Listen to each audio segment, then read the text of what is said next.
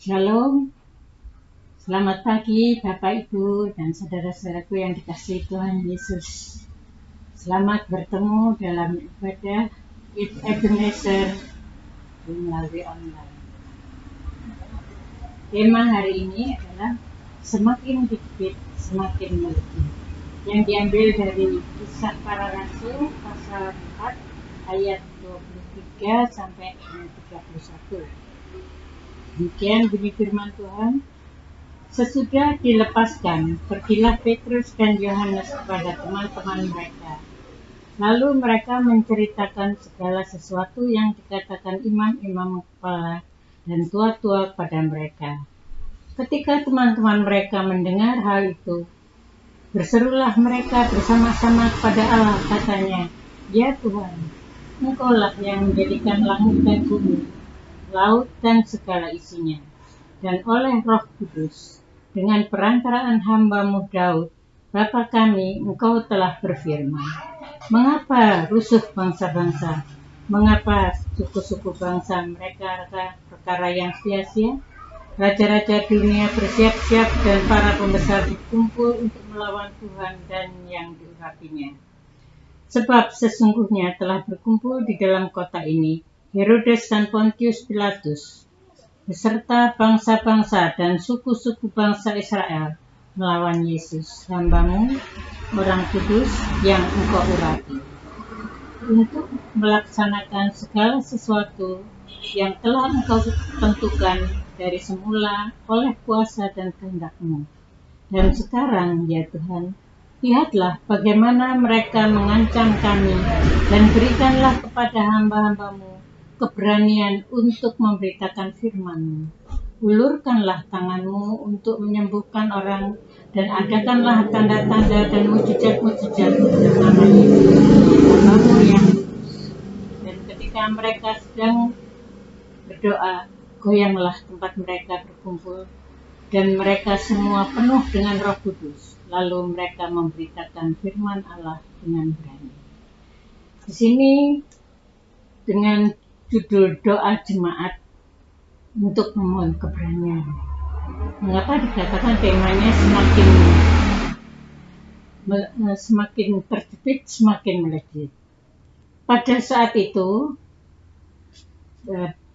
Petrus dan Yohanes bersama kawan-kawannya sedang bercerita kepada teman-temannya apa yang dialaminya pada waktu mereka dipanggil oleh tua-tua dan pemimpin-pemimpin agama, bahwa mereka jangan sekali-kali lagi untuk bicara atau mengajar dalam nama Yesus. Dan kemudian jemaat itu bersatu untuk berdoa kepada Tuhan, mohon keberanian untuk memberitakan firman. Nah, di sini ada satu masalah, bahwa mereka terjepit, mereka tidak boleh lagi berkata tentang firman Tuhan, tidak boleh mengajar tentang Yesus. Padahal mereka yang penuh Roh Kudus itu tidak mau berhenti untuk membicarakan itu. Oleh sebab itulah mereka pada Tuhan. Dan apa yang mereka lakukan, mereka mohon untuk memberikan keberanian itu. Memang Tuhan tidak pernah berjanji bahwa orang-orang percaya itu tidak akan mengalami kesulitan atau pergumulan hidup. Itu bisa kita baca di dalam Filipi 1 ayat 29, bahwa Tuhan menganugerahkan bukan hanya percaya kepada Kristus, tetapi juga untuk menderita bagi Kristus. Dan oleh sebab itulah adalah sangat penting bagi kita untuk merespon semua pergumulan hidup itu dengan benar. Sebagai contoh, apa yang mereka lakukan, yaitu kita baca di dalam ayat yang ke-24.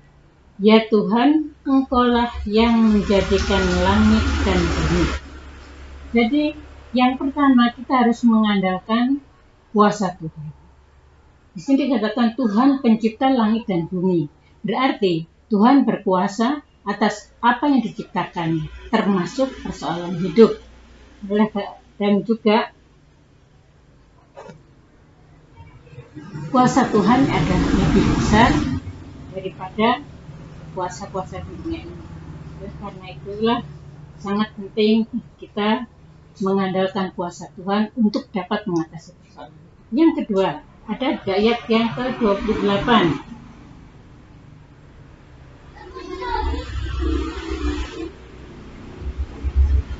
Untuk melaksanakan segala sesuatu yang telah engkau tentukan dari semula oleh kuasa dan kehendakmu. Yang kedua yaitu mengandalkan kedaulatan Tuhan. Tuhan berkuasa penuh, berdaulat penuh atas segala persoalan hidup kita. Kalau kita baca di dalam Ayub 42 ayat 2, bahwa rencana Tuhan itu tidak pernah gagal, tidak akan mampu digagalkan oleh manusia. Jadi, apa yang sudah direncanakan Allah pasti terjadi. Dan kalau kita membaca di dalam Roma 8 ayat 28, bahwa Allah turut bekerja sama, dalam arti terlibat dalam segala sesuatu. Jadi dikatakan segala sesuatu, jadi tidak terkecuali apapun, Tuhan terlibat untuk memberikan, untuk kebaikan orang-orang yang dikasihinya. Nah, kita lihat bahwa Tuhan itu berdaulat atas segala sesuatu, berarti juga berdaulat atas apa yang kita alami atau persoalan hidup kita. Oleh sebab itu, jika kita sedang berada dalam kesulitan, percaya bahwa Allah terlibat dalam segala sesuatu untuk mendatangkan kebaikan bagi orang-orang yang mengasihinya. Nah, kalau kita mendengar itu, berarti kita sudah tidak takut lagi. Apapun yang terjadi dalam kehidupan kita tahu Tuhan selalu membela kita. Yang ketiga, yaitu dalam ayat yang ke-30. Ulurkanlah tanganmu untuk menyembuhkan orang dan adakanlah tanda-tanda dan mujizat-mujizat oleh nama Yesus. Nah, yaitu mengandalkan mujizat-mujizat Allah. Sayangnya mujizat-mujizat Allah itu tidak akan terjadi kalau keadaan kita baik-baik saja. Mujizat Allah terjadi pada saat kita dalam keadaan terjepit, di mana mustahil lah untuk kita untuk mengatasinya. Baru Allah akan mengatakan mujizat itu. Karena itu bersyukurlah kita Tuhan, bahwa Tuhan kuasa Tuhan, kedaulatan Tuhan, juga mujizat-mujizat Tuhan itu yang memberikan kita keberanian untuk memberitakan diri. Salah satu pengalaman yang saya alami, Tuhan akan memberikan mujizatnya pada saat itu, yaitu pada waktu saya mengalami lutut saya ini, jadi kaki saya mungkin bahasa yang keren katanya, mengsle, sampai saya tidak bisa berjalan, susah berjalan. Terus saya pergi ke dokter, diperiksa lab juga, tekanan darah juga, ternyata dokter tidak menemukan apa penyebabnya. Nah, saya cuma diberikan satu obat hanya untuk menghilangkan rasa sakit untuk 1 minggu. Selesai 1 minggu, memang saya rasakan hilang. Tapi pada suatu hari, beberapa hari kemudian, kalau tidak salah itu hari Minggu, saya setelah beribadah, kemudian bersama cucu saya duduk bawah. Waktu itu ada tamu, saya cepat berdiri. Apa yang terjadi? Seperti saya tidak bisa berjalan, kaki tidak bisa ditekuk. Jadi sampai akhirnya saya duduk di sofa itu, kaki saya luruskan. Dan akhirnya saya bawa saya juga antar anak saya ke RKZ untuk diperiksa. Di ronsen sudah, tapi karena pada waktu itu tidak ada dokter spesialis, maksudnya spesialis tulang, Jadi dokter tersebut menganjurkan supaya periksa hari Senin pagi di poliklinik, dan untuk hari itu saya diberi suntikan hanya untuk menghilangkan rasa nyeri. Sudah.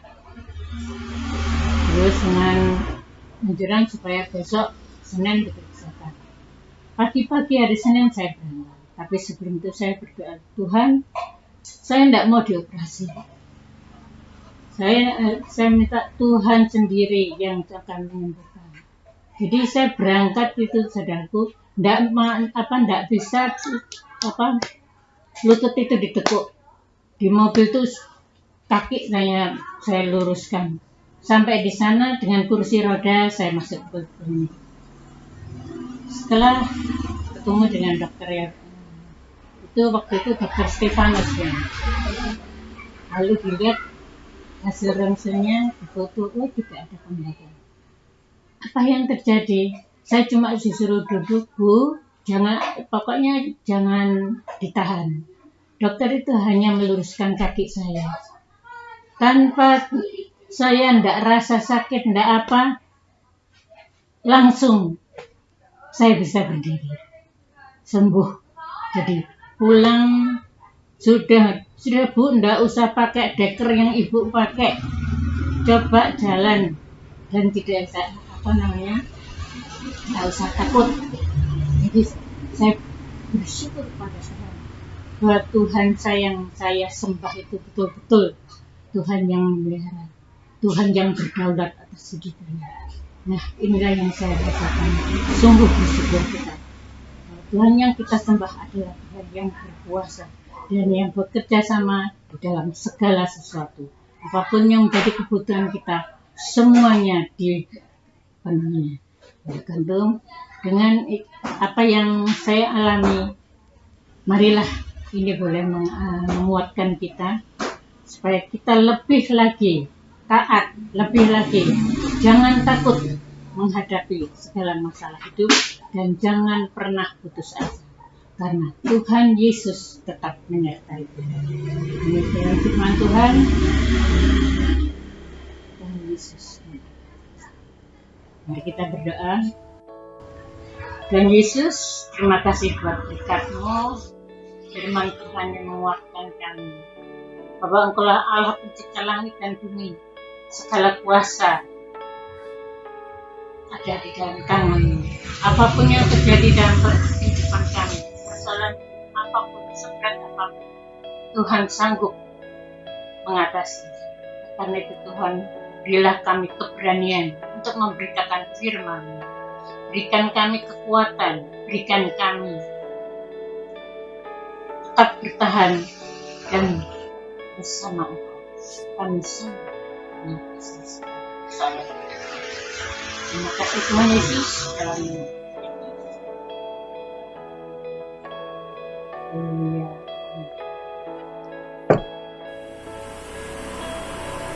Selamat hari Minggu Bapak, Ibu, dan saudara-saudara terkasih. Tuhan Yesus memberkati. Jika besaranmu,